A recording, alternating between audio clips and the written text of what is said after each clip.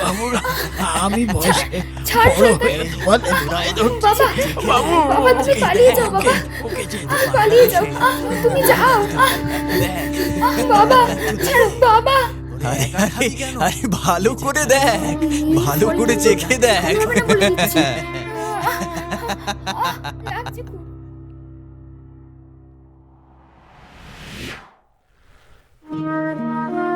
বেশ কিছুদিন আগের কথা। নদীনালা, মাঠ আর ঘন বাঁশঝাড়ে ঘেরা ছোট্ট এক গ্রাম ছিল পদ্মতলা। শহরের কোলাহল থেকে বহু, কিন্তু পদ্মতলার শান্ত পরিবেশের আড়ালে লুকিয়ে ছিল এক অদৃশ্য ভয়। গ্রামের মানুষ মুখে কিছু না বললেও সবাই জানত এই গ্রামে একজন মানুষের কথাই শেষ কথা, ভজহরি পাঠক। ভজহরি পাঠক ছিলেন গ্রামের সবচেয়ে প্রভাবশালী ব্যক্তি।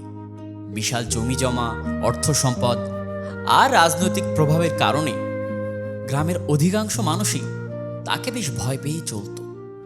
তার বিরুদ্ধে কেউ কখনো মুখ খোলার সাহস করত না, কারণ যে একবার তার বিরাগ ভাজন হতো তার জীবন দুর্বিষহ হয়ে উঠতে বেশি দিন সময় লাগত না।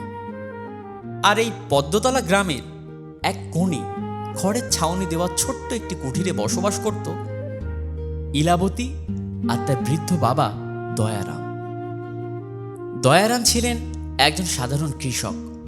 স্ত্রীকে বহু বছর আগেই হারিয়েছিলেন তিনি। তারপর থেকে একমাত্র মেয়ে ইলাবতী ছিল তার পৃথিবী। মেয়েকে নিয়ে তার হাজার স্বপ্ন ছিল। যদিও অভাব তাদের নিত্যসঙ্গী, তবুও ভালোবাসার কোনো অভাব ছিল না সেই ছোট্ট সংসারে। ইলাবতী ছিল অত্যন্ত পরিশ্রমী এবং আত্মসম্মানী মেয়ে। ভোরবেলা ঘুম থেকে উঠে সে বাবার জন্য রান্না করত, তারপর কোনোদিন সময় পেলে মাঠে কাজ করতে যেত, আর সন্ধ্যা হলেই ক্লান্ত শরীরে বাড়ি ফিরে বাবার সেবা যত্ন করত। একদিন সন্ধ্যায় উঠোনে বসে দয়ারাম দীর্ঘশ্বাস ফেলে বললেন, মাইলা, এবারে ফসলটা যদি ভালো হয় তাহলে হয়তো আমাদের দুঃখ কিছুটা কমবে, বুঝলি রে মা? ইলাবতী বাবার দিকে তাকিয়ে মৃদু হেসে বলল, চিন্তা করো না বাবা, মা শীতলার আশীর্বাদে সব ঠিক হয়ে যাবে। ছোট থেকেই কত পরিশ্রম করে আমাকে এই অবধি টেনে এনেছো। এবার বয়স হচ্ছে, আমি না হয় তোমাকে টানবো। পাগলি মেয়ে আমার, ওরে তোর বাবা এখনো বেঁচে আছে, বুড়ো হয়েছে তো কি, শরীরে জোর কি কম আছে নাকি? এরপরে তোর বিয়ে দেব, কত দায়িত্ব এখনো।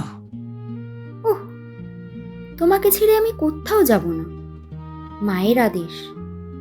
আর না হলে সে ঘর জামাই থাকবে, না হলে শেষকালে কে দেখবে বলো তো?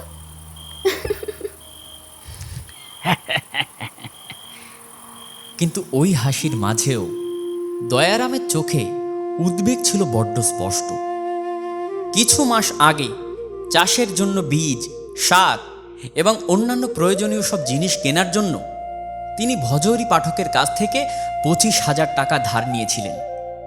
শর্ত ছিল প্রতি মাসে 1,000 টাকা সুদ দিতে হবে এবং 1 বছরের মধ্যে পুরো আসল টাকা শোধ করতে হবে। অভাবের সংসারে এই শর্ত মেনে নেওয়া ছাড়া দয়ারামের আর কোনো উপায় ছিল না। প্রথম 2 মাস অনেক কষ্ট করে দয়ারাম মাঠে কাজ করেছিলেন, কিন্তু ভাগ্য যেন তার প্রতি সহানুভূতিশীল ছিল না। একদিন মাঠ থেকে ফিরে তিনি প্রচণ্ড অসুস্থ হয়ে পড়লেন। শুরুতে সাধারণ জ্বর ভেবে বেশি একটা গুরুত্ব দেওয়া হয়নি, কিন্তু দিন যত গড়াতে লাগলো তার শারীরিক অবস্থা ততই খারাপ হতে শুরু করলো। ইলাবতী গ্রাম্য কবিরাজ থেকে শুরু করে পাশের গ্রামের ডাক্তার সবার কাছেই তার বাবাকে নিয়ে গিয়েছিল, কিন্তু কোনো লাভ হয়নি। দয়ারাম দিন দিন আরও দুর্বল হয়ে পড়তে লাগলেন। এদিকে ঋণের কিস্তি এবং সুদের টাকা জমতে শুরু করল। প্রথম কয়েক মাস ভজহরি পাঠক কিছুটা ছাড় দিয়েছিলেন, কিন্তু সময় যত এগোতে লাগলো তার ধৈর্যের সীমাও শেষ হতে লাগলো। হাজার হোক সুদ করত। বেশ কিছুদিন পর এক দুপুরে ভজহরি পাঠকের 2জন লোক দয়ারামের বাড়িতে এসে হাজির হলো। তাদের মধ্যে একজন কড়া গলায় বলল, দয়ারাম কাকা, পাঠক বাবু জানতে চাইছেন আগে উনার সুদের টাকাগুলো কবে দেবেন? বিছানায় শুয়ে থাকা দয়ারাম কষ্ট করে উঠে বসে খক খক করে কেশে বললেন,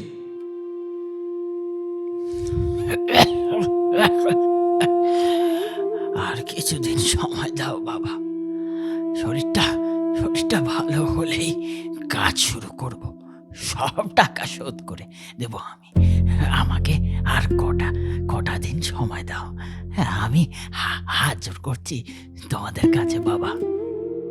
লোক দুজন একে অপরের দিকে তাকিয়ে বিদ্রুপের হাসি হাসল।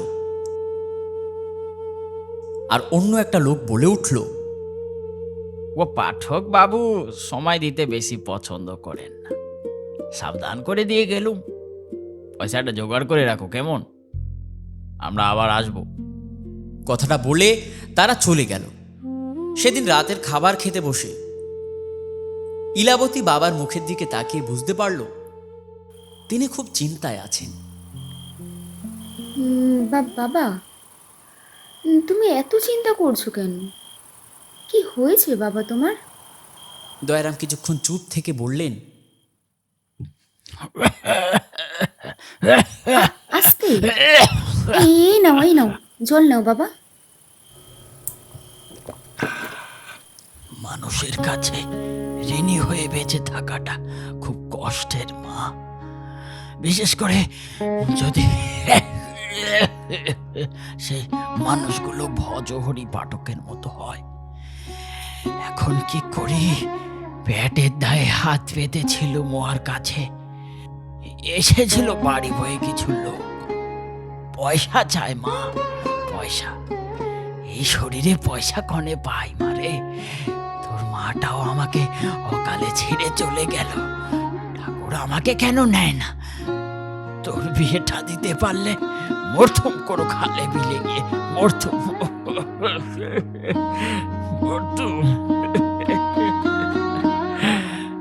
কষ্টে ইলাবতীর ভেতরটা যেন ফেটে উঠল ভূমিকম্পর মতো।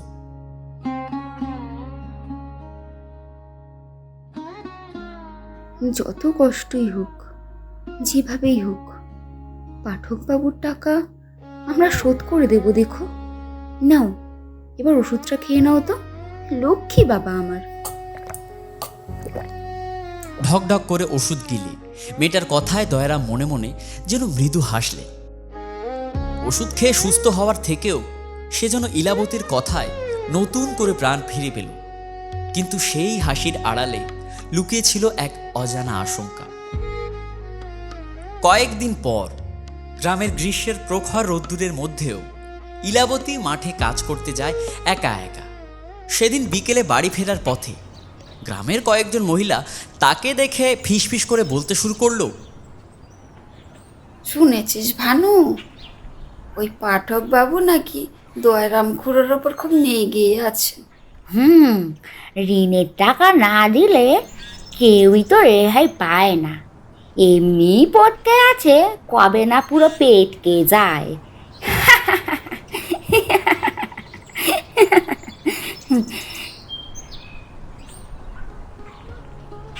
ওদিকে আজকাল মেয়েটার কি কষ্ট, বের বয়সে মাঠে ঘাটে কাজ করতেছে। ইলাবতী কথাগুলো শুনেও সে দ্রুত পায়ে বাড়ির দিকে হাঁটতে লাগল। আজ তার মনটা যেন কেমন কু ডেকে উঠল। বাড়ির কাছে এসে হঠাৎ তার মনে হলো যেন কেউ দূর থেকে তাকে লক্ষ্য করছে। চারিদিকে একবার তাকালো সে, কই কেউ তো নেই। কিন্তু অজানা কারণে তার বুকের ভেতর একটা অস্বস্তি জন্ম নিল। সেদিন রাতে দয়ারামের শারীরিক অবস্থার আরও অবনতি হল। বৃদ্ধ মানুষটা কষ্টে শ্বাস নিচ্ছিলেন। ইলাবতী সারা রাত বাবার মাথার কাছে বসে রইল। হঠাৎ কোনো এক সময় দয়ারাম মেয়ের হাত শক্ত করে ধরে বললেন, ইলা মা, যদি আমার কিছু হয়ে যায় তখন তখন কি করবি রে? এসব কি অলক্ষণে কথা বলছো বাবা? দয়ারাম ধীরে ধীরে বললেন, সব সময় নিজের সম্মানকে আগলে রাখবে। পৃথিবীতে মানুষের সবচেয়ে বড় সম্পদ হলো তার নিজের আত্মসম্মান।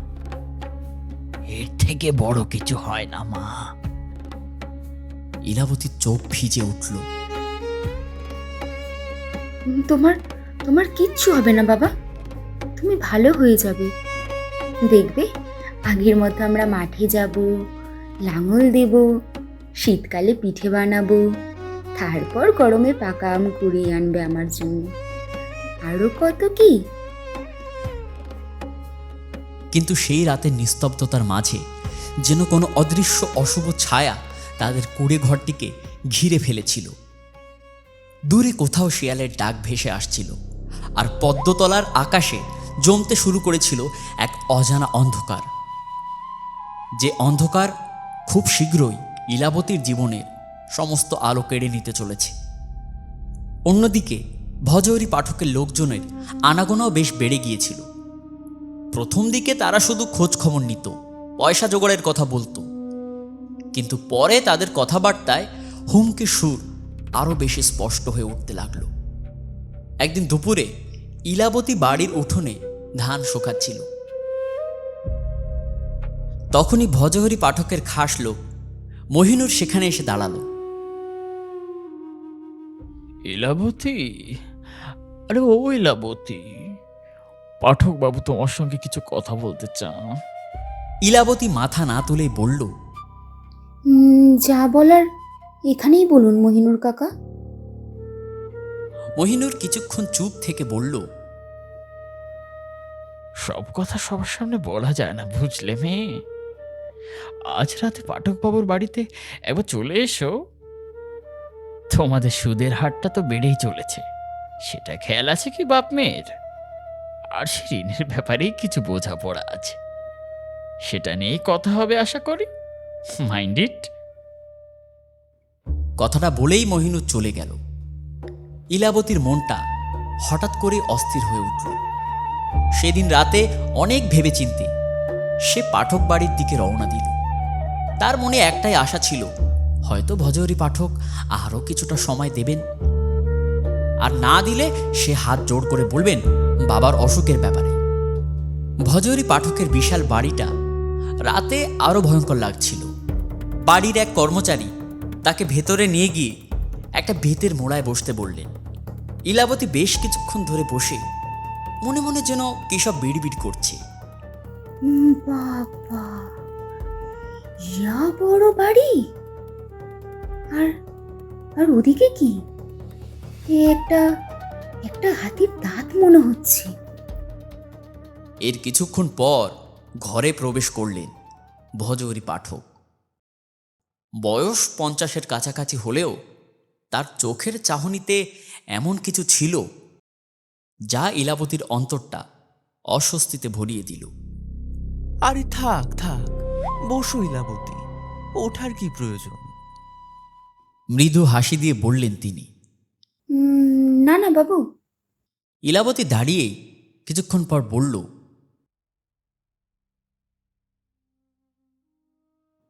ভজহরি পাঠক ধীরে ধীরে বললেন, হ্যাঁ, আগে তোমার বাবার অবস্থা আমি জানি।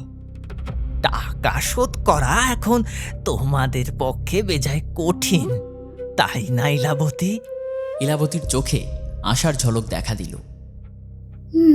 তাহলে তাহলে আপনি কি আর কিছুটা সময় দেবেন বাবু?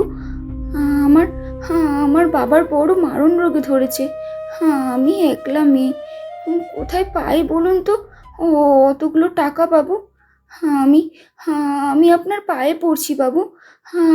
আরে আরে, পাঠা ছাড়ো, পাঠা ছাড়ো।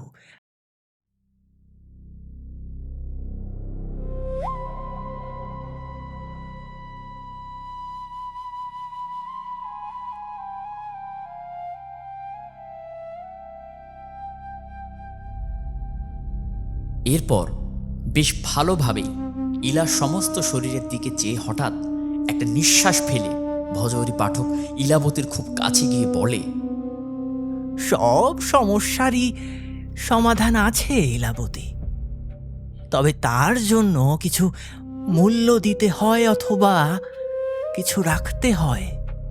আর এসব কথা পাঁচ কান করা কিন্তু ভালো না। কেমন ইলাবতী? ইলাবতীর বুক ধড়ফড় করে উঠল। মূল্য? কিসের মূল্য বাবু? আমার আমার কাছে যে পয়সা নেই। তাহলে তাহলে আর কি দেব আমি আপনাকে? আমি বুঝতে পারছি না। অন্য কি চাই আপনার বলুন, তাহলে আমি সেটা এনে দেব। ভজহরি পাঠক ঠোঁটের কোণে অদ্ভুত হাসি ফুটিয়ে পড়লেন, এই তো, সাবাস সাবাস মেয়ে, এবার বড় হয়ে গেছিস। আচ্ছা, কাজের কথায় আসি তাহলে। আরও একটা গরম নিঃশ্বাস ফেলে পাঠকবাবু বললেন, কোথায় স্বামীর কাছে থাকবি তা নয়, ওই গাদারে পড়ে আছিস। স্বামীকে যে সুখ দিতিস, সেই সুখ তুই আমাকে দিতে পারিস।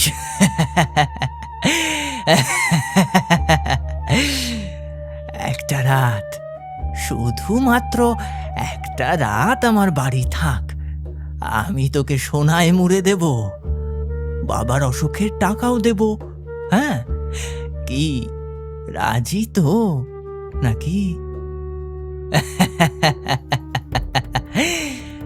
কথাটার অর্থ বুঝতে ইলাবতীর বেশি সময় লাগলো না। মুহূর্তের মধ্যে তার মুখ রাগে লাল হয়ে উঠল। প্রচণ্ড শয়তান মানুষ, একটু লজ্জা করে না নিজের মেয়ের বয়সে একটা মেয়েকে এই নষ্ট কথা বলতে? কিছুটা ভয়ে আর কাপা গলায় বলল সে। ভজহরি পাঠক নির্বিকারভাবে বললেন, ভেবে দেখো মেয়ে, তোমার বাবার জীবন, তোমাদের ভবিষ্যৎ, সবকিছু এখন নির্ভর করছে তোমার সিদ্ধান্তের উপর। না হলে ওই জমিটাও কিন্তু কপালে থাকবে না। একটা রাতেরই তো ব্যাপার। তোর শরীরখানা বড্ড খাসারে, ওই জমিতে আমি প্রথম বীজ বুনতে চাই। ভেবে দেখ। পরের মুহূর্তেই ইলাবতী পা থেকে নিজের ধুলো মাখা পুরনো চটি জোড়া খুলে ভজহরি পাঠকের দিকে ছুঁড়ে মারল। মরে গেলেও আমি আমার সম্মান বিক্রি করব না। দূর হ জানোয়ার।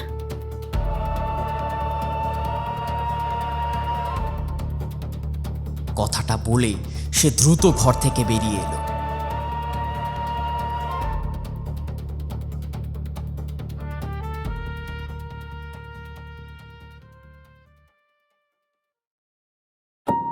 সেদিন রাতেই পদ্মতলার আকাশে যেন অদৃশ্যভাবে জমে উঠল প্রতিশোধের কালো মেঘ। ভজহরি পাঠক এই অপমানটা সহজভাবে নেননি। পূর্বে এরূপ সাহস কারোর এই গ্রামে হয়নি। আর সামান্য চাষির মেয়েকে সে ছাড় দেবে? কখনোই না। তার চোখে ফুটে উঠেছিল প্রতিহিংসার আগুন। পরবর্তী কয়েকদিন গ্রামে অস্বাভাবিক নীরবতা বিরাজ করল, কিন্তু ইলাবতীর মনে হচ্ছিল যেন কেউ তাদের উপর নজর রাখছে। এর ঠিক 10 দিন পরের ঘটনা। সেদিনও অন্যান্য দিনের মতো ইলাবতী মাঠের কাজ শেষ করে বাড়ির দিকে ফিরছিল। সূর্য ডুবে গিয়েছে বেশ কিছুক্ষণ আগে। পদ্মতলা গ্রামের সেই পুরনো জঙ্গল পথ ধরে হাঁটছিল সে। জঙ্গলের ভেতরকার পথটা গ্রামের মানুষ সাধারণত সন্ধ্যার পর এড়িয়ে চলত। চারপাশে বিশাল গাছ, ঝোপঝাড় আর অদ্ভুত নিস্তব্ধতা পথটাকে বেশ ভয়ঙ্কর করে তুলত। হঠাৎ, মা হিলা, হ্যাঁ আমাকে বাঁচা মা, হিলা মা, আমাকে বাঁচা মা, শিগগিরই আয় মা। দয়ারামের কণ্ঠস্বর। ইলাবতী থমকে দাঁড়ালো।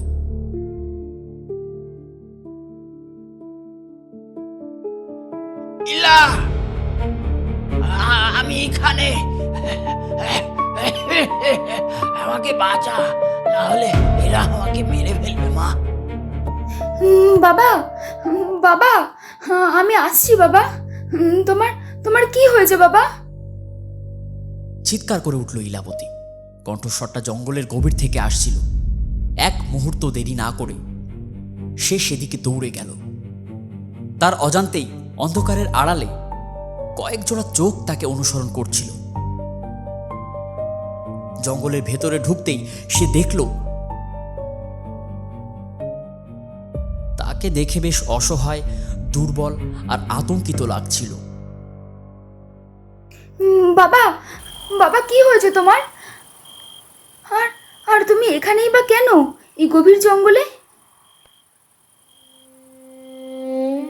ছুটে গিয়ে তাকে জড়িয়ে ধরল ইলাবতী। দয়ারামের চোখ দিয়ে জল গড়িয়ে পড়ছিল। তিনি কাপা গলায় বললেন, পালিয়ে যা, পালিয়ে যা মা, পালিয়ে যা তুই। আমি কারণেই তোকে ডেকেছি মা, ডেকেছি রে। পালিয়ে যা এখান থেকে, তাড়াতাড়ি পালিয়ে যা, তাড়াতাড়ি যা। ঠিক তখনই চারিদিক থেকে কয়েকজন লোক বেরিয়ে এলো। তাদের মধ্যে ছিল ভজহরি পাঠকের ছেলে কল্লোল পাঠক। তার মুখে ছিল মদের গন্ধ আর চোখে বিকৃত উন্মাদনা। ইলাবতী সবকিছু বুঝতে পেরে বাবাকে নিয়ে সেখান থেকে বেরিয়ে যাওয়ার চেষ্টা করল, কিন্তু পথ আটকে দাঁড়ালো তারা। তখন দয়ারাম কাঁদতে কাঁদতে বললেন,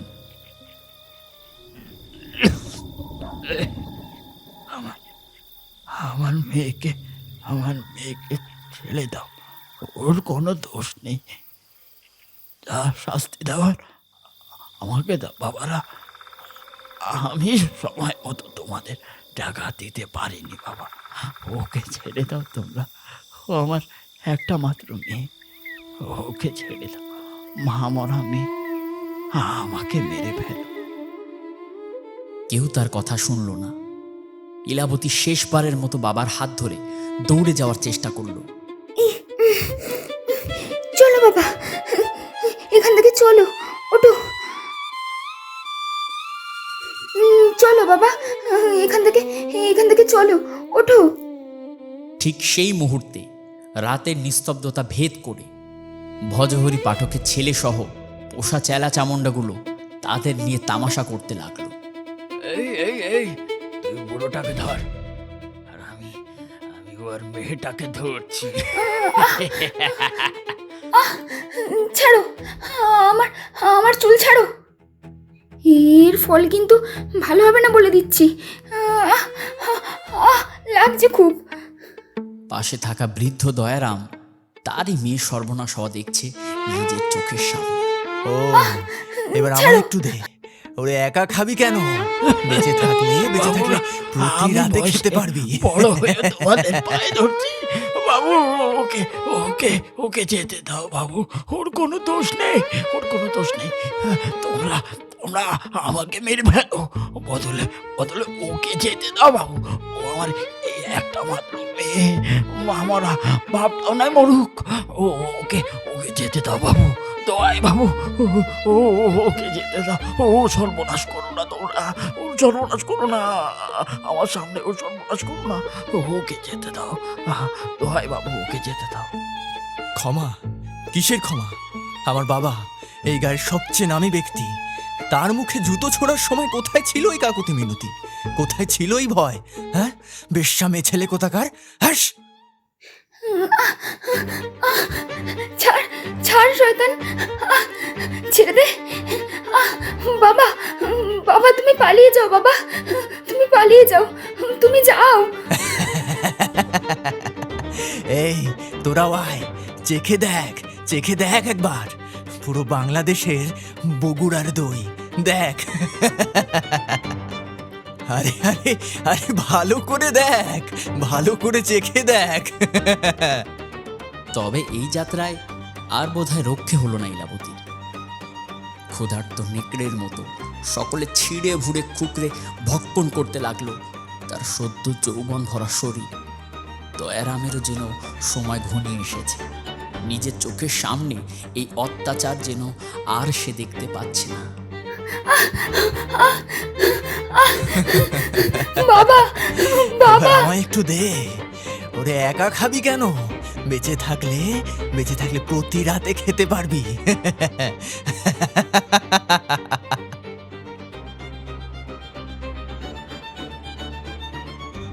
সমস্ত কিছু যেন এক মুহূর্তের জন্য থেমে গেল। দয়ারাম নিকোষ কালো আধারে কেঁপে উঠলেন ওই মরণপণ শরীর দেখে।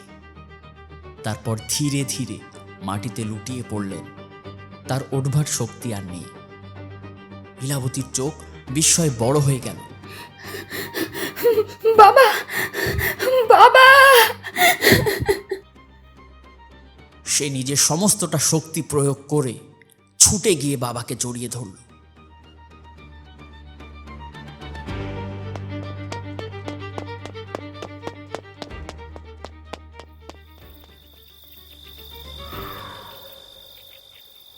মুখ চোখে রক্তে ভিজে যাচ্ছিল তার শরীর। কাপা হাতে তিনি মেয়ের মুখ ছুঁয়ে পড়লেন। ক্ষমা করে দিস মা, আমি তোকে রক্ষা করতে পারলাম না। লীলাবতী হাও মাও করে কেঁদে উঠল। তুই জীবন ছাড়িয়া গেলে মানুষে কইবে মরা আমাকে ক্ষমা করে দিস, অসহায় বাপটাকে ও জীবন ক্ষমা করে দিস মা। ও জীবন ছাড়িয়া বাবা! হতভাগা দয়ারামের চোখের কোণ বেয়ে নিঃশব্দে ঝরে পড়ল অশ্রু। জীবনের অসহনীয় দুঃখ আর অসহায়তার ভারে ধীরে ধীরে নিস্তেজ হয়ে এলো তার শরীর। সেই অন্ধকার জঙ্গলের মধ্যে বাবার নিথর দেহ আঁকড়ে ধরে হাউমাউ করে চিৎকার করতে লাগলো লীলাবতী। সে সাহায্যের জন্য ডাকলো, বারংবার ডাকলো, কিন্তু সেই রাতে পদ্মতলার কোনো দরজা খুলল না। কেউ এগিয়ে এলো না একবারও। ভয় মানুষের বিবেককে স্তব্ধ করে দিয়েছিল। আর সেই জঙ্গলের অন্ধকারে শুরু হলো লীলাবতীর জীবনের সবচেয়ে ভয়াবহ অধ্যায়। রাতের আকাশে হঠাৎ মেঘ জমতে শুরু করল। দূরে কোথাও বিদ্যুতের ঝলকানি দেখা গেল। প্রকৃতিও যেন সেদিনের অন্যায়ের সাক্ষী হয়ে রইল। আবার শুরু হলো সেই নির্মম অত্যাচার। সেই রাত শুধু একজন বাবার প্রাণ কেড়ে নেয়নি,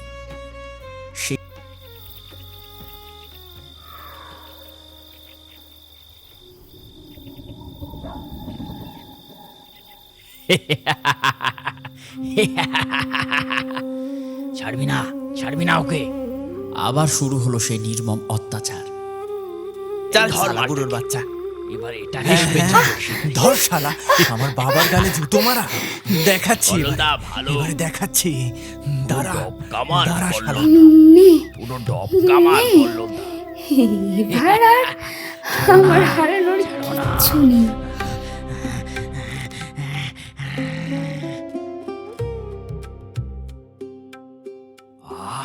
পুরো খাসা। ঠিক বলেছো, ঠিক বলেছো। এই তো এবার বেশ্যার মতো কথা হয়েছে, শালা বেশ্যা মাগি।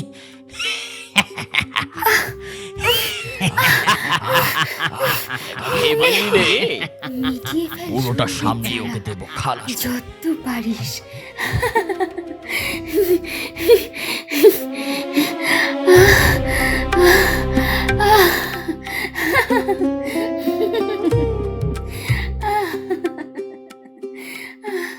সেই রাত শুধু একজন বাবার প্রাণ কেড়ে নেয়নি, সেই রাত একজন মেয়ের স্বপ্ন, বিশ্বাস আর বেঁচে থাকার ইচ্ছাকেও চূর্ণ বিচূর্ণ করে দিয়েছিল।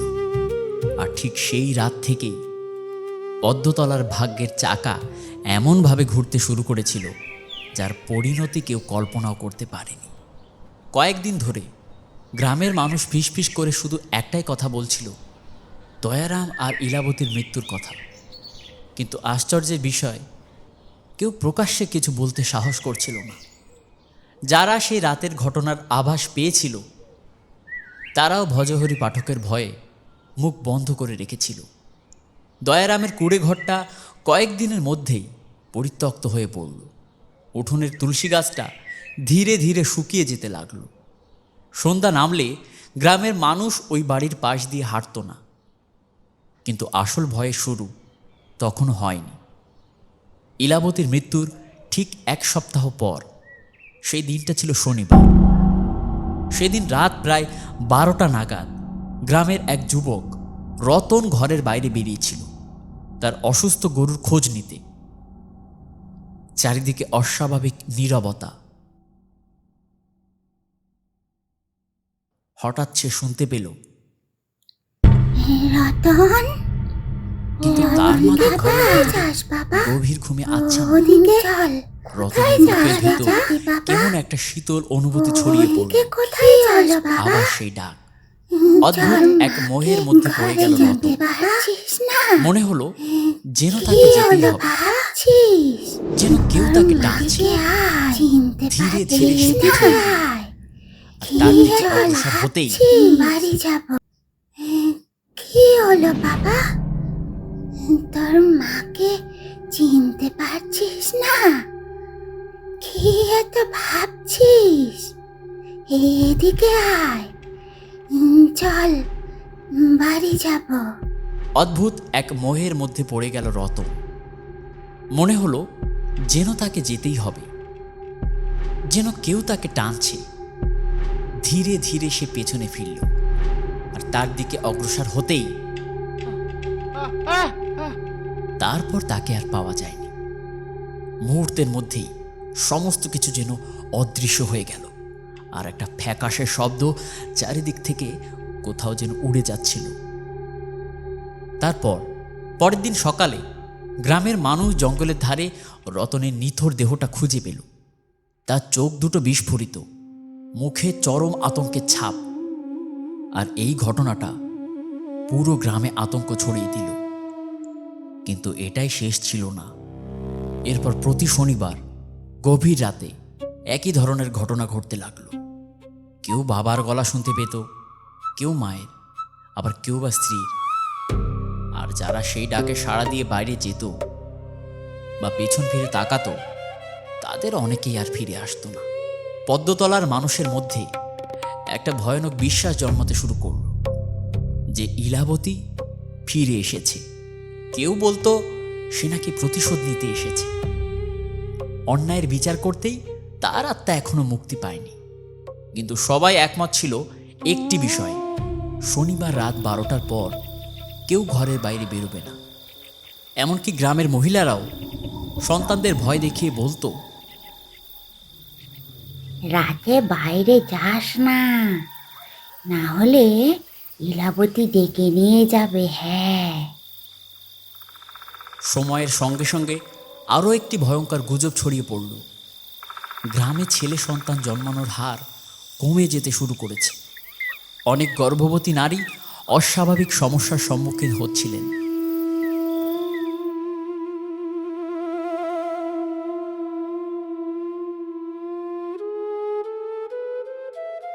ইলাবতীর আত্মা দেখেছে। ওরে বাবা রে, সে কি কথা বাপির মা? তুমি কিন্তু স্বপনটাকে ওদিকে আর যেতে দিও না, বুঝলে? বাবারে বাবা, সে আর বলতে। মানুষ বলতে শুরু করলো ইলাবতীর অতৃপ্ত আত্মা নাকি এখনো পুরুষদের প্রতি ঘৃণায় জ্বলছে। যদিও এসবের সত্যতা কেউ জানতো না, তবু ভয়ের পরিবেশ পুরো গ্রামকে গ্রাস করেছিল। এদিকে ভজহরি পাঠকের বাড়িতেও অশান্তি শুরু হয়েছিল। যে ছেলেটি সেই রাতের ঘটনার অন্যতম মূল হোতা ছিল, কল্লোল পাঠক, সে মাঝে মধ্যে দুঃস্বপ্ন দেখতে শুরু করল। প্রায় প্রতি রাতেই একই দৃশ্য, অন্ধকার জঙ্গল, রক্তমাখা মাটি, আর সে দৌড়ে ভয় পালাচ্ছে, পুরো উন্মুক্ত। আর দূরে দাঁড়িয়ে থাকা লাল কালো শাড়ি পরা এক নারী, তার চোখ দুটো সম্পূর্ণ কালো, ভিতরে কোনো রকম কোনো সাদা অংশ নেই, আর ঠোঁটে এক অদ্ভুত হাসি। আমাকে মনে আছে কল্লোল? না না না না না না না, চলে যাও, চলে যাও। কে তুমি? সেদিন আমিও বলেছিলাম আমাকে ছেড়ে দাও, না না না না না, আমি কিছু জানি না। চলে যাও, চলে যাও এখান থেকে, চলে যাও বলছি।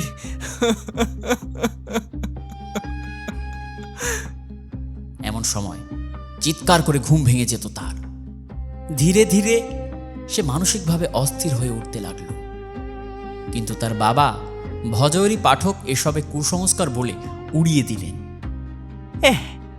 জ্যান্ত পুরুষ মানুষের বাচ্চা তুই, ভূতের ভয় পাস? ভূত বলে কিছু হয় না। তিনি গর্জে উঠতেন। তবে বেশ কিছুদিন পর থেকে গভীর রাতে তিনিও মাঝে মাঝে অনুভব করতেন যেন কেউ বাড়ির বাইরে দাঁড়িয়ে তাদের দিকে তাকিয়ে আছে। এরই মধ্যে একদিন পদ্মতলা গ্রামে ফিরে এলো একজন পুরনো মানুষ, মহিতোষ ঘোষ। অনেক ছোটবেলায় বাবা মাকে হারিয়ে সে পাশের গ্রামে একজনের বাড়িতে গরু চড়ানোর কাজ করত। গ্রামের অনেকেই জানত ইলাবতী আর মহিতোষ একে অপরকে পছন্দ করত। একে অপরে মাঠে ঘাটে দুজনে মিলে কত ভুঁইতে রোয়া পুঁতেছে। তবে দারিদ্র্যের কারণে তারা কখনো নিজেদের ভবিষ্যৎ নিয়ে বড় কোনো স্বপ্ন দেখার সাহস পায়নি। ইলাবতীর মৃত্যুর খবর পেয়ে মহিতোষ ভেঙে পড়েছিল, কিন্তু এখন সে ফিরে এসেছে। ইলাবতীর পরিত্যক্ত বাড়ির সামনে দাঁড়িয়ে সে দীর্ঘক্ষণ নীরব ছিল। শুকিয়ে যাওয়া তুলসী গাছটার দিকে তাকিয়ে তার চোখ ভিজে উঠল।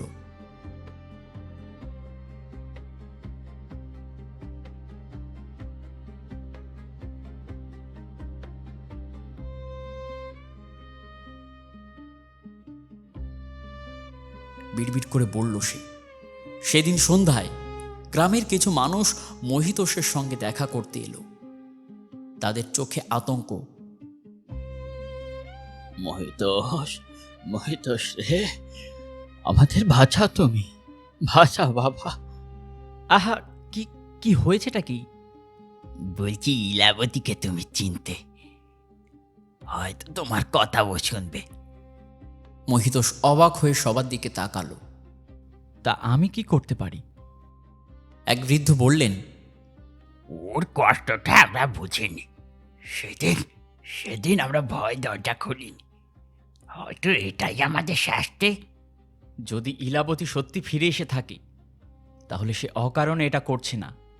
ওর কষ্টটা আমাদের বুঝতে হবে বাবা মশাই, ওর কষ্টটা আমাদের বুঝতে হবে বাবা মশাই।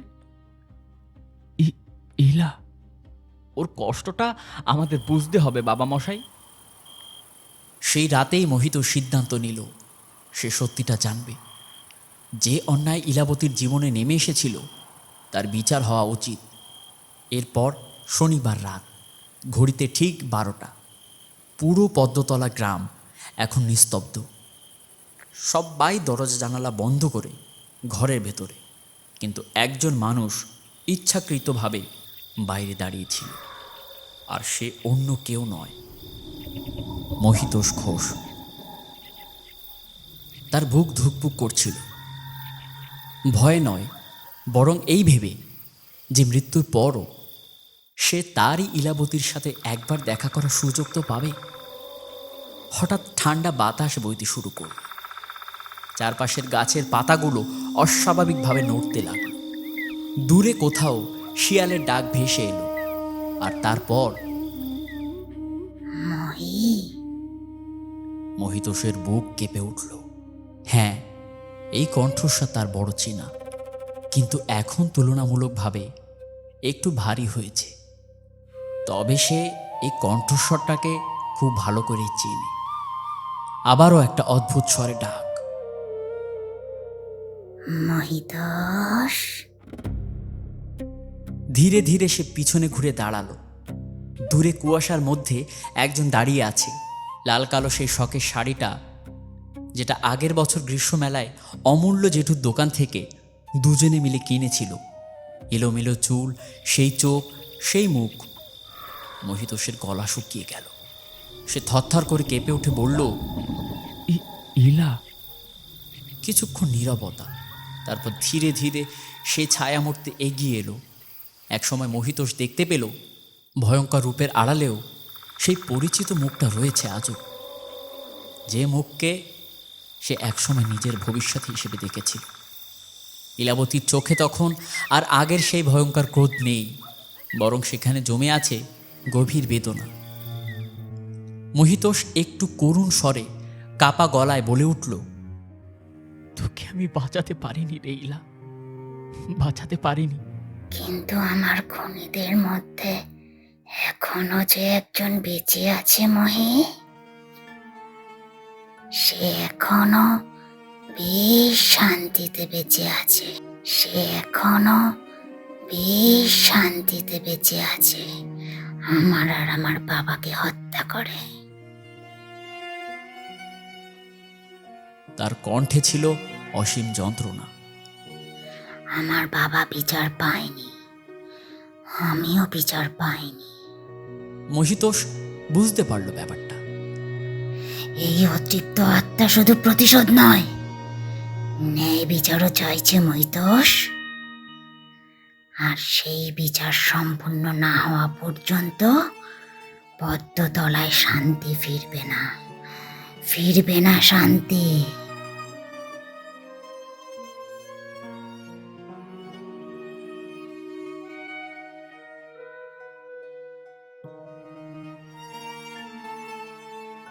ঠিক তখনই হঠাৎ প্রবল বাতাস বইতে শুরু করল। চারপাশের পরিবেশ আবার ভয়ঙ্কর হয়ে উঠল। ইলাবতীর অবয়ব ধীরে ধীরে মিলিয়ে যেতে লাগলো। মহিতোষ চিৎকার করে উঠল, ইলা, আমি কি করতে পারি? আমাকে বল ইলা, আমাকে বলে যা। এভাবে এই গায়ের মানুষগুলোকে এই কঠিন সাজা দিস না ইলা। কল্লোলকে ফিরিয়ে আনো, ওর রক্তই আমার একদিন না হলে একদিন কেউ নিয়ে যাব, না হলে একদিন তোকেও নিয়ে যাব।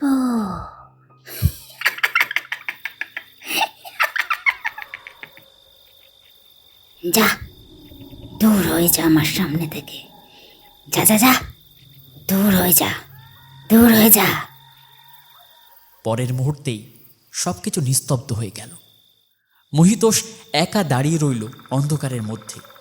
কিন্তু এখন তার সামনে একটি লক্ষ্য স্পষ্ট। যে অন্যায়ের শুরু করেছিল কল্লোল পাঠক এবং তার পরিবার, বিশেষ করে ভজহরি পাঠক, সেই অন্যায়ের শেষ করতে হবে এবার। হয়তো এই বলিদানী নিয়তির খেলা। আর ঠিক তখন থেকেই শুরু হলো পদ্মতলা গ্রামের ইতিহাসের সবচেয়ে ভয়ঙ্কর অধ্যায়ের শেষ প্রস্তুতি। পরের দিন সকালেই মহিতোষ গ্রামের প্রবীণ মানুষদের নিয়ে বৈঠক ডাকল। পদ্মতলা গ্রামের পুরনো বটগাছের নিচে একে একে জড়ো হতে লাগলো সবাই। কারো চোখে ভয়, কারো চোখে অপরাধবোধ। অনেকক্ষণ নীরব থাকার পর গ্রামের প্রবীণ ব্যক্তি হরনাথ কাকা বললেন, আমরা সেদিন ভুল করেছিলাম, ভয়ে দরজা বন্ধ করে রেখেছিলাম। আজও সেই অপরাধের বোঝা বইছে গোটা পদ্মলতা গ্রাম। এরই মধ্যে একজন বয়স্ক মহিলা কান্না ভেজা গলায় বললেন, ইলাবতী আমাদের মেয়ের মতো ছিল, অথচ আমরা কেউ তাকে বাঁচাতে পারিনি।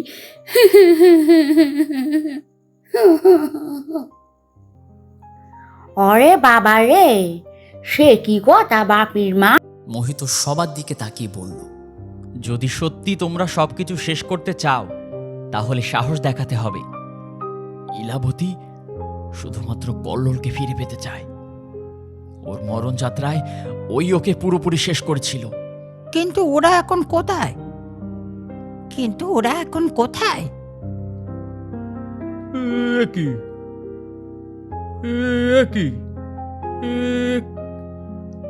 কি হয়েছে? সবাই একসাথে কি হয়েছে? এত জিজ্ঞাসা করলো একটা অল্প বয়সী ছোকরা। মহিতোষ ধীরে ধীরে বলল, এই প্রশ্নের উত্তর জানে একজন মানুষ। সন্ধ্যা নামতেই কয়েকজন গ্রামের যুবক মহিতোষের সঙ্গে বেরিয়ে পড়ল। তাদের গন্তব্য ছিল নিত্যানন্দ বাবুর বাড়ি। নিত্যানন্দ বাবু ছিল ভজহরি পাঠকের সবচেয়ে বিশ্বস্ত লোক। বছরের পর বছর সে পাঠক পরিবারের হয়ে কাজ করেছে।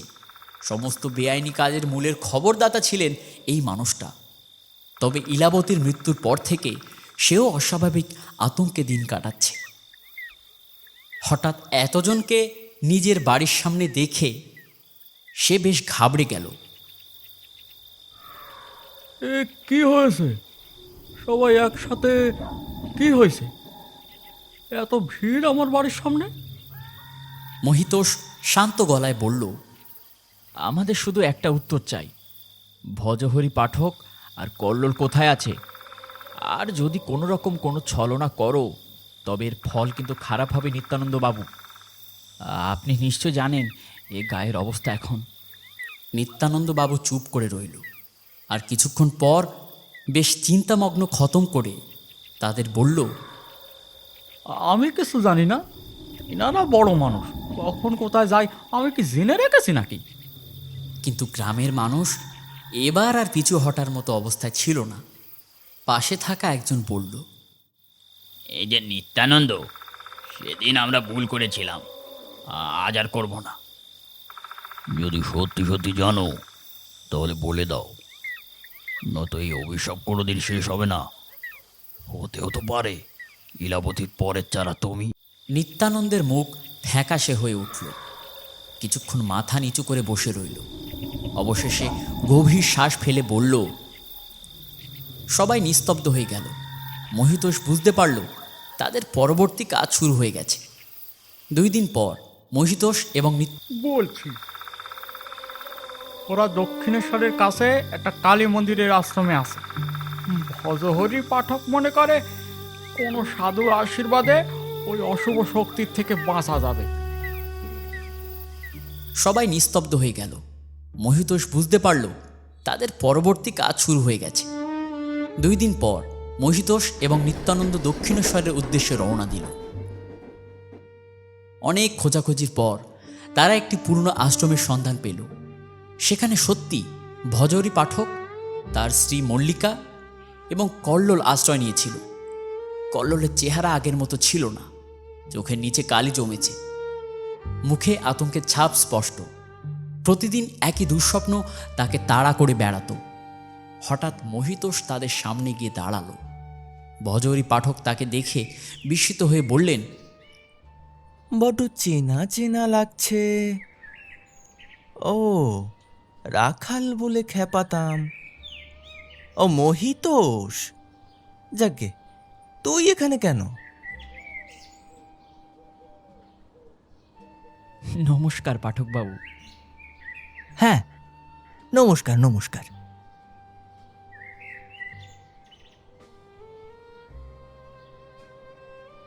গ্রামের মানুষ আপনাদের ফিরে যেতে বলেছে, সামনেই তো উৎসব, ওরা আপনাদের চায়।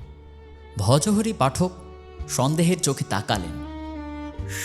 সত্যি বলছো? আগে 3 সত্যি বাবু। অপর পাশ দিয়ে নিত্যানন্দ বাবু এসে হাজির। আসলে কয়েকদিন পর গ্রীষ্ম মেলা শুরু হবে তো, প্রতি বছর তো আপনি প্রধান অতিথি থাকেন।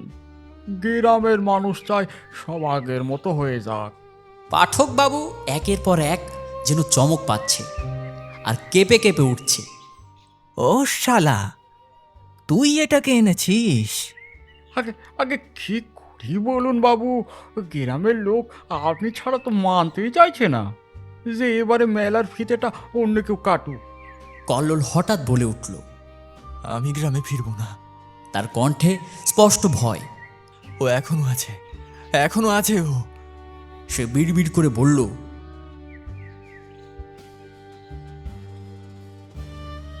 ভজহরি পাঠক রেগে গিয়ে বললেন, চুপ কর, শয়তান কোথাকার। একটা রেপ করে মেরে ইঁদুর হয়ে এসেছে। বাড়া জন্ম দিয়েছি ঘষে ঘষে। এসব দুর্বলতা দেখিয়ে লাভ নেই। আজই গ্রামে যাব। ওই গ্রাম আমার রাজ্য, আর আমি ওখানকার রাজা।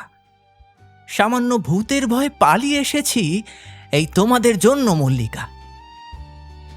অনেক বোঝানোর পর অবশেষে ভজহরি বাবুর বউ আর তার ছেলে রাজি হল। পদ্মতলায় ফিরে আসার খবর দ্রুত ছড়িয়ে পড়ল। এদিকে গ্রামে গ্রীষ্মমেলার প্রস্তুতি পুরো দমে শুরু হয়ে গেল। বাঁশ দিয়ে তোরণ তৈরি হচ্ছে। মন্দির চত্বর সাজানো হচ্ছে রঙিন আলো দিয়ে। বাচ্চারা আনন্দে মেতে উঠলেও বড়দের চোখে মুখে অদ্ভুত একটা টান উত্তেজনা।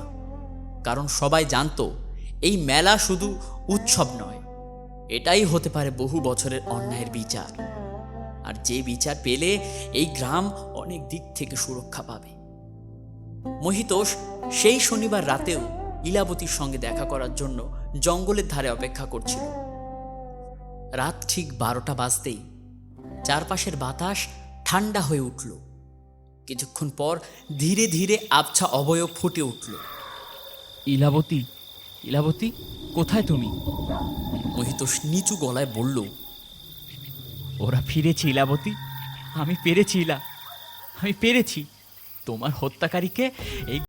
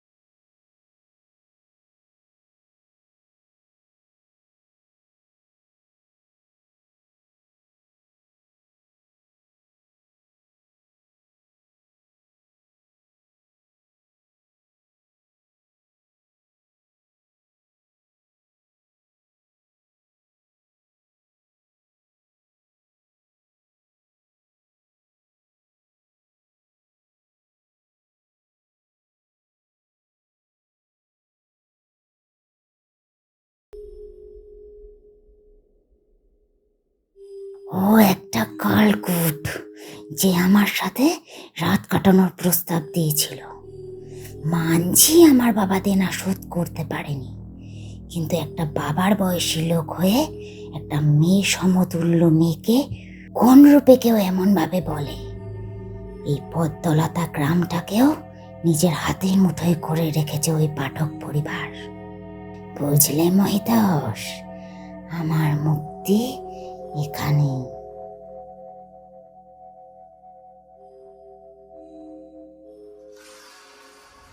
আর আমি এতদিন ধরে হত্যা করেছি, তারা ওই পাঠক বাবুর ইশারায় কাজ করত রাতের আধারে।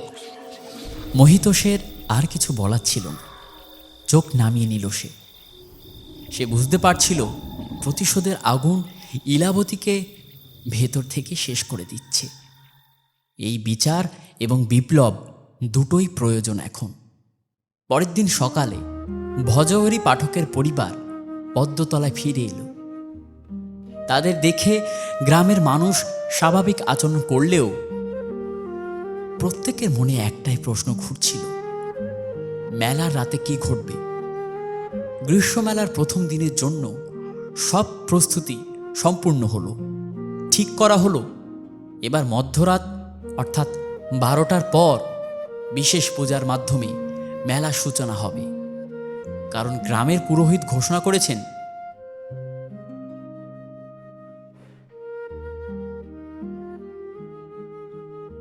ভজহরি পাঠকের মুখে অস্বস্তি ফুটে উঠল, কিন্তু এত মানুষের সামনে আপত্তি জানানোর সাহস তিনি পেলেন না। একেতে ইলাবতীর নিয়ে এত কর্মকাণ্ড চলে আসছে গ্রামে। সন্ধ্যা নেমে এলো। পদ্মতলার আকাশে মেলার আলোয় ঝলমল করছে পুরো গ্রাম, কিন্তু সেই আলোর আড়ালে লুকিয়ে আছে এক গভীর অন্ধকার। মহিতোষ আকাশের দিকে তাকালো। তার মনে হলো যেন দূরে কোথাও সাদা শাড়ি পরা একটি অবয়ব দাঁড়িয়ে সব কিছু দেখছে। বাতাসে হঠাৎ শিউলি ফুলের মিষ্টি গন্ধ ভেসে এলো, আর মহিতোষ বুঝতে পারল সময় এসে গেছে। আগামী রাতেই শুরু হবে সেই বিচার, যার জন্য এতদিন অপেক্ষা করেছে ইলাবতীর অতৃপ্ত আত্মা। পুরো পদ্মতলা গ্রাম যেন আলোয় সেজে উঠেছে। মন্দিরের চারিপাশে রঙিন আলোর মালা, দোকানিদের হাঁকডাক, দূরে নাগরদোলার শব্দ, সব কিছু মিলিয়ে উৎসবের আবহ। কিন্তু সেই উৎসবের আড়ালে লুকিয়ে ছিল এক অজানা আতঙ্ক। গ্রামের অধিকাংশ মানুষই জানত আজকের রাতটা সাধারণ কোনো রাত নয়। আজ মধ্যরাতে শুরু হবে মা শীতলার বিশেষ পুজো, আর হয়তো আজই শেষ হবে বহু বছরের অভিশাপ। ভজহরি পাঠক মেলার প্রধান মঞ্চের সামনে দাঁড়িয়েছিলেন। তার মুখে স্বাভাবিক ভাব বজায় রাখার চেষ্টা থাকলেও চোখে মুখে স্পষ্ট অস্বস্তি ফুটে উঠেছিল। তার পাশে দাঁড়িয়েছিল কল্লোল, ভজহরির একমাত্র ছেলে। ছেলেটির মুখ শুকিয়ে গিয়েছে, চোখের নিচে গভীর কালি। গত কয়েক মাস ধরে সে একটাও রাত ঠিক মতো ঘুমাতে পারেনি। বারবার একই দুঃস্বপ্ন তাকে তাড়া করে ফিরেছে। অন্যদিকে মহিতোষ দূর থেকে সব কিছু পর্যবেক্ষণ করছিল। তার বুকের ভেতর অদ্ভুত অস্থিরতা কাজ করছিল। সে জানত আজকের রাতের পর হয়তো সব কিছু বদলে যাবে। ঘড়ির কাঁটা যখন রাত 12টার দিকে এগোতে শুরু করলো, তখন হঠাৎ করেই চারপাশের পরিবেশ বদলে যেতে লাগলো। কিছুক্ষণ আগেও যে বাতাস গরম ছিল তা মুহূর্তের মধ্যেই শীতল হয়ে গেল। মেলার আলো কয়েকবার টিম টিম করে নিভে আবার জ্বলে উঠল। গ্রামের মানুষের মধ্যে ফিসফাস শুরু হয়ে গেল। ঠিক 12টা বাজতেই মন্দিরের ঘণ্টা বেজে উঠল ঢং ঢং শব্দে। পুরোহিত পুজো শুরু করতে যাচ্ছিলেন, আর হঠাৎ একটা প্রচণ্ড ঝোড়ো হাওয়া পুরো মেলার মাঠ জুড়ে বয়ে গেল। মন্দিরের সামনে জ্বলতে থাকা প্রদীপগুলো একসাথে নিভে গেল। চারিদিকে অন্ধকার নেমে এলো। তারপর ভেসে এলো এক নারী কণ্ঠের চাপা কান্না। শব্দটা ধীরে ধীরে তীব্র হতে লাগলো। মেলার মাঠে উপস্থিত সবাই আতঙ্কে চারপাশে তাকাতে লাগলো। কিছু মুহূর্ত পর মাঠের প্রবেশদ্বারের কাছে একটি অবয়ব দেখা গেল। একটা লাল কালো শাড়ি, এলোমেলো চুল। ধীরে ধীরে মাথা তুলে তাকালো সে। গ্রামের বহু মানুষ সঙ্গে সঙ্গে চিনে ফেলল ইলাবতীকে। তো কাছে ইলাবতী, ওই তো ইলাবতী, ওই তো ইলাবতী, ওই তো ইলাবতী এসে গেছে, ইলাবতী এসে গেছে, ইলাবতী এসে গেছে। চারিদিকে ভয়ে চিৎকার ছড়িয়ে পড়ল। কিন্তু আশ্চর্যের বিষয়, ইলাবতীর দৃষ্টি শুধুমাত্র কয়েকজন মানুষের উপর স্থির ছিল, ভজহরি পাঠক আর কল্লোল। হঠাৎ চারপাশের পরিবেশ যেন বদলে যেতে লাগলো। মেলার মাঠে উপস্থিত সবাই অদ্ভুত সব দৃশ্য দেখতে শুরু করলো। দয়ারামের অসুস্থ শরীর, ইলাবতীর অসহায় আর্তনাদ, সেই অন্ধকার জঙ্গলের রাত, অতীতের সেই অন্ধকার জঙ্গলের রাত। গ্রামের মানুষ আতঙ্কে কেঁপে উঠল। তারা বুঝতে পারল যাকে এতদিন গুজব বলে এড়িয়ে গিয়েছিল সেই অন্যায় সত্যিই ঘটেছিল। একজন বৃদ্ধ কাঁদতে কাঁদতে বলে উঠলেন, আমরা সেদিন ভুল করেছিলাম, ভয়ে দরজা বন্ধ করে রেখেছিলাম। আরেকজন বললেন, আমরাও অপরাধী, মেয়েটা অকালে চলে গেল। ভজহরি পাঠক ভীত গলায় বললেন, এগুলো মিথ্যে, এগুলো মিথ্যে, সব মিথ্যে, সব ফালতু কথা। আরে এই নিত্যানন্দ সুরের বাচ্চা, মোটর গাড়িটা বের কর। কিন্তু এবার আর কেউ তার কথা বিশ্বাস করল না। বহু বছরের জমে থাকা ক্ষোভ আর অপরাধবোধ বিস্ফোরিত হয়ে উঠল। গ্রামের মানুষ ভজহরি পাঠকের বিরুদ্ধে রুখে দাঁড়ালো। গোল হয়ে তাকে কেউ যেতে দেবে না। এই বিশৃঙ্খলার মধ্যেই কল্লোল সুযোগ বুঝে মেলার মাঠ থেকে পালিয়ে গেল। মহিতোষ বুঝতে পারল ইলাবতী তার পিছু নিয়েছে। সে দ্রুত জঙ্গলের দিকে দৌড়াতে শুরু করল। পদ্মতলা সেই পুরনো জঙ্গল যেখানে সব কিছু শুরু হয়েছিল।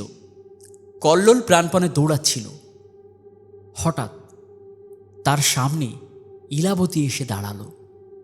তার চোখে আর রাগ ছিল না, ছিল গভীর যন্ত্রণা আর বিচার পাওয়ার আকাঙ্ক্ষা, আর ছিল এক ভয়ঙ্কর প্রতিশোধ। কল্লোল ভয়ে কাঁপতে কাঁপতে বলল, আমাকে ক্ষমা করে দাও, ক্ষমা করে দাও আমাকে। মেরো না, মেরো না আমায়। সেই রাতের পর থেকেই আমি প্রতিটা দিন অর্ধেক বেঁচে আছি। মেরো না আমাকে, ক্ষমা করে দাও। ইলাবতীর কণ্ঠ যেন চারিপাশ দিয়ে শূন্যে ভেসে উঠল। চিৎকার করছিলাম, সেদিন কি তুই দয়া দেখিয়েছিলিস? বল শয়তান, আমার বাবার সামনে আমাকে ধর্ষণ করেছিলিস। ছাড়ো, ছাড়ো, ছেড়ে দাও আমাকে। ইলাবতী তাকে এক হাত দিয়ে গলা ধরে শূন্যে উঠিয়ে দিল। মনে পড়ে কল্লোল? কল্লোল মাটিতে বসে পড়ল। চারপাশে হঠাৎ শীতল ঝড় উঠল, আর এবার শুরু হলো আসল খেলা। দূরে দাঁড়িয়ে দেখছিল মহিতোষ পুরো ব্যাপারটা। তারও ভাবনায় এসে গেল, ঠিক যেভাবে সেদিন ইলাকে মেরেছিল, আজও সেইভাবেই কল্লোলকে শাস্তি দেবে। ওই যে পাপ বাপকেও ছাড়ে না। ইলাবতী নিজের ছেঁড়া ফাটা শাড়িটা এবার সম্পূর্ণ খুলে দিল। যে দৃশ্য মহিতোষের এভাবে দেখে লজ্জা লাগবেই বটে, কিন্তু একই সেই যৌবন, সেই নরম মাংসপিণ্ড আর নেই ওই দেহে। হাত দিয়ে চোখ ঢেকেও মহিতোষ খুলে দিল। এক অমসৃণ পাহাড় সমান কাটা ফাটা বুক, হাড় বেরোনো স্তন, আর নাড়ি ভুড়ি পাক খাচ্ছে চারিদিকে। সেইভাবেই ঝাঁপিয়ে পড়ল কল্লোলের উপর, এই নে শরীরের জানা মিটা আজও, শেষবারের মতো মিটিয়ে নে মরকট, মিটিয়ে নে।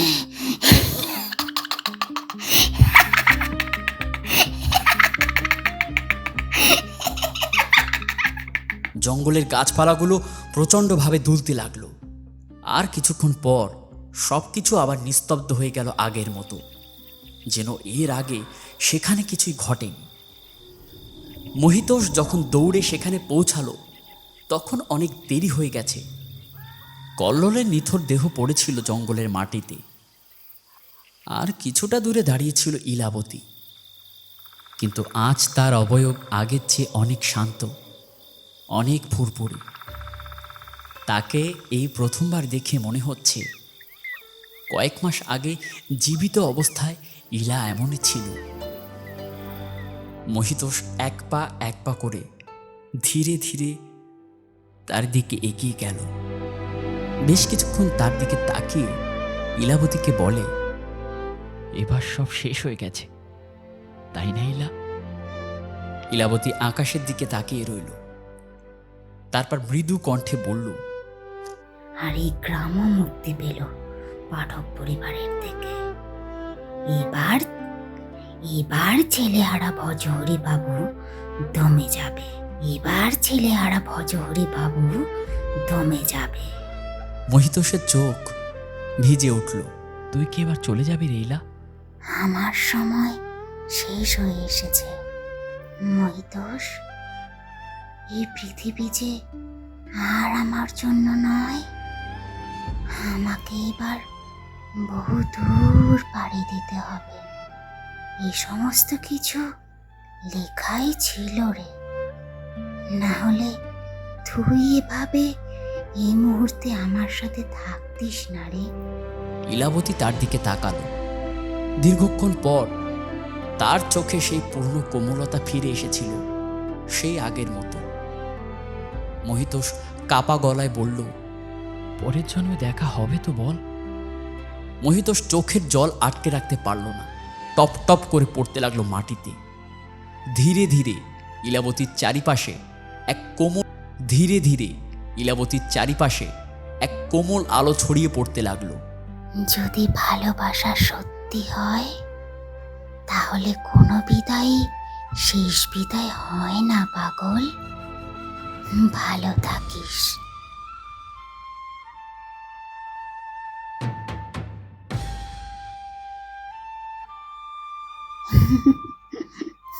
বাতাসে শিউলি ফুলের মিষ্টি গন্ধ অসময় ভেসে এলো, কারণ ওই ফুল যে ইলাবতীর বড্ড পছন্দের ছিল।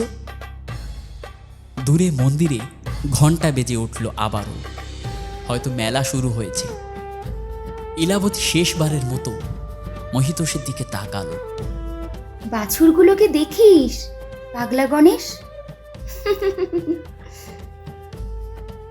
মহিতোষকেও শেষমেশ হাসি দিয়ে গেল মেয়েটা।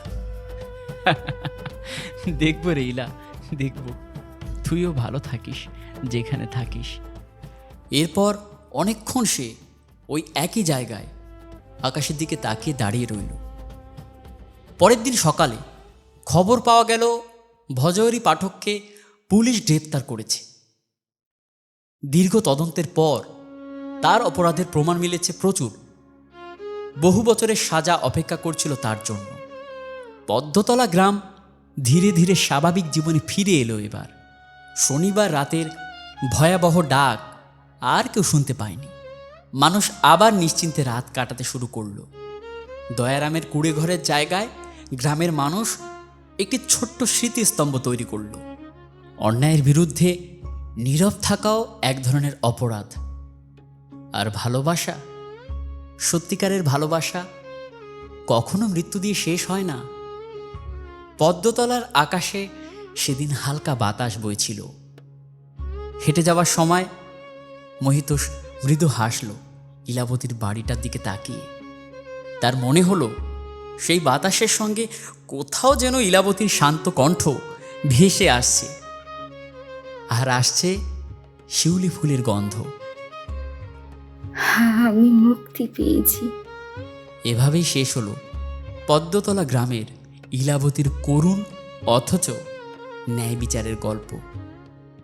হে বন্ধুরা, আমি আহিত আপনাদের সাথে। এই গল্পের প্রধান মেয়ে চরিত্রে রয়েছে ইরা, আমিও রয়েছি বিভিন্ন চরিত্রে, আর সাথে রয়েছে শুভম, আর কিছু কিছু পার্শ্ব চরিত্রে অভিনয় করেছে রিঙ্কু তরফদার। গল্পটা আশা করি আপনাদের অনেক ভালো লাগবে। কমেন্টে জানাবেন আপনাদের ঠিক কেমন লাগলো, কোন ধরনের গল্প আপনারা পছন্দ করেন, আর এই গল্পে কি এমন কোনো ভুল ভ্রান্তি রয়েছে যেটা হয়তো আপনাদের চোখে পড়েছে।